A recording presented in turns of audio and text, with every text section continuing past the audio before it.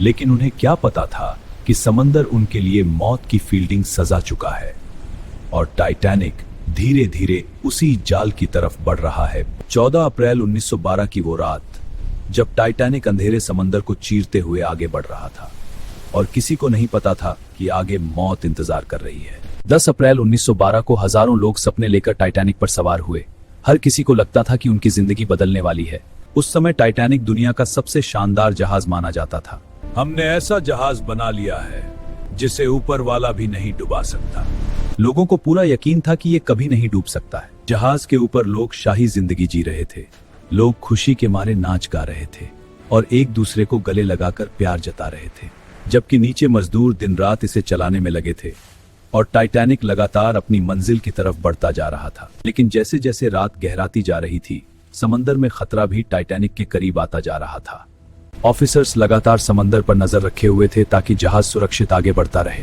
फिर अचानक अंधेरे में एक विशाल आइसबर्ग दिखाई दिया। Sir, emergency! सामने बहुत बड़ा हिमखंड है और हम उसके बहुत करीब पहुंच चुके हैं। जहाज को बचाने की कोशिश की गई, लेकिन अब बहुत देर हो चुकी थी। 1000 कोशिशों के बाद भी टाइटैनिक उस विशाल आइसबर्ग से टकरा गया और उसी पल सब कुछ बदल गया। टक्कर के कुछ ही मिनटों बाद पानी तेजी से अंदर भरने लगा। अब लोगों के चेहरों पर डर साफ दिखाई देने लगा था और टाइटैनिक धीरे धीरे समंदर में डूब रहा था। अब टाइटैनिक पर सिर्फ चीखें और डर बाकी था।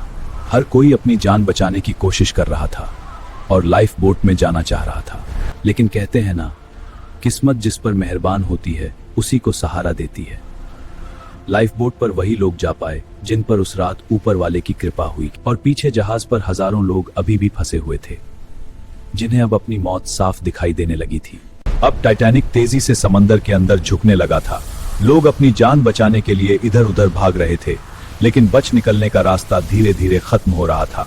चारों तरफ चीखें गूंज रही थी, लेकिन उसी अफरा तफरी के बीच कुछ म्यूजिशियंस आखिरी बार संगीत बजा रहे थे, जैसे वो लोगों के डर को शांत करना चाहते हों।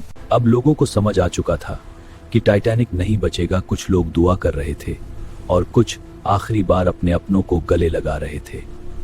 फिर अचानक टाइटैनिक के अंदर जोरदार धमाका हुआ और दुनिया का सबसे बड़ा जहाज 2 हिस्सों में टूट गया। उस पल समंदर चीखों से भर चुका था। अब हजारों लोग बर्फ जैसे ठंडे पानी में गिर चुके थे।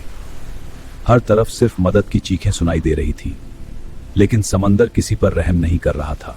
जब रेस्क्यू शिप वहां पहुंची तब तक बहुत देर हो चुकी थी। 1500 से ज्यादा लोग समंदर में हमेशा के लिए खो चुके थे। कारपेथिया ने जितने लोगों को बचाया जा सकता था बचा लिया, लेकिन तब तक बहुत देर हो चुकी थी। समंदर हजारों लोगों को अपने साथ ले चुका था। कई लोग अपने परिवार से हमेशा के लिए बिछड़ चुके थे। कुछ अपने बच्चों को ढूंढ रहे थे और कुछ अब भी उम्मीद लगाए बैठे थे। सुबह होते ही समंदर का असली मंजर दिखाई देने लगा। हर तरफ सिर्फ टूटा हुआ सामान और खामोशी बची थी, और बचे हुए लोग अभी भी सदमे में थे। जब टाइटैनिक डूबने की खबर दुनिया तक पहुंची तो हर कोई हैरान रह गया, क्योंकि जिस जहाज को अजय कहा गया था वो समंदर में डूब चुका था। जो लोग बच गए थे उनकी आंखों में उस रात का डर हमेशा के लिए बस चुका था, क्योंकि उन्होंने मौत को बेहद करीब से देखा था। सालों तक टाइटैनिक समंदर की गहराइयों में खोया रहा।